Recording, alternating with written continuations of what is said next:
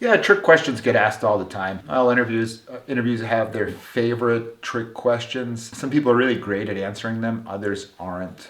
I don't have any great advice on how to handle tricky questions.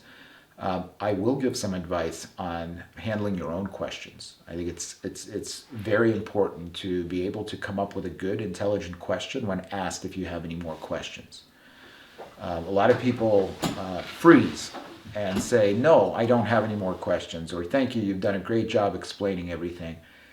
I don't think that that's okay. I think it's important to show a level of intelligence and a level of curiosity that will extend the discovery process. So you asking questions during an interview actually tells the hiring authority what kind of a person you are and how you think. So I often recommend that people come in with 2 to 3 questions that they thought of in advance. For example, I think it's always great to ask everyone you're interviewing with about a success.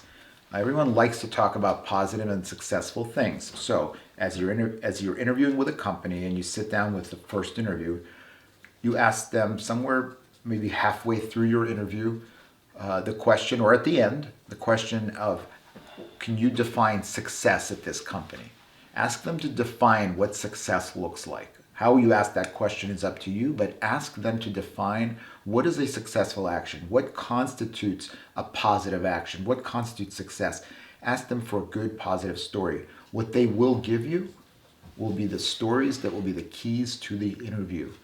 The story that they share with you will be the ethos of the company generally. What is expected? What is positive? They'll recall a couple of stories. Now, if you ask this question of 2 people in the beginning of your interview, by the time you get to the 4th interview, you would have a really great set of information as to how you can begin to map your past experiences to those things that the company actually values.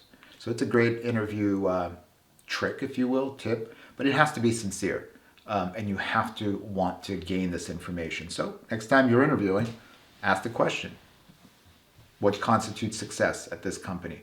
You'll be amazed by the answers you get.